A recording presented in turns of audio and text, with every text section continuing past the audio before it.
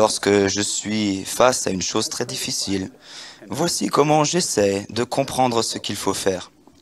Je jeûne. Je prie pour trouver des écritures qui seront utiles et pour les comprendre. C'est un cycle. Je commence par lire un passage des Écritures, je médite sur le sens de ce verset et je prie pour obtenir l'inspiration.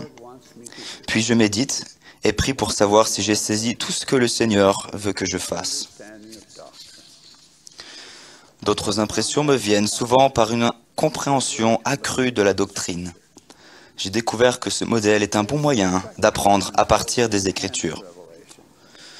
Il existe des principes pratiques pour améliorer la révélation. Premièrement, le fait de céder à certaines émotions chasse le Saint-Esprit. Par exemple, lorsqu'on est en colère, blessé ou sur la défensive.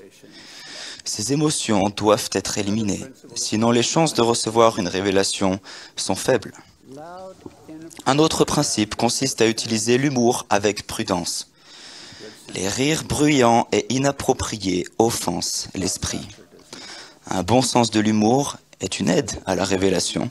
Les rires bruyants ne le sont pas. Le sens de l'humour est une soupape d'échappement pour les pressions de la vie. Un autre ennemi de la révélation provient de l'exagération ou de la force des déclarations. Un discours doux et attentif favorisera la révélation. De plus, la communication spirituelle peut être améliorée par de bonnes pratiques de santé, de l'exercice, une quantité de sommeil suffisante et de bonnes habitudes alimentaires augmentent nos capacités de recevoir et de comprendre la révélation. Nous vivrons le nombre d'années qui nous est attribué. Cependant, nous pouvons améliorer à la fois la qualité de notre service et notre bien-être en faisant des choix judicieux.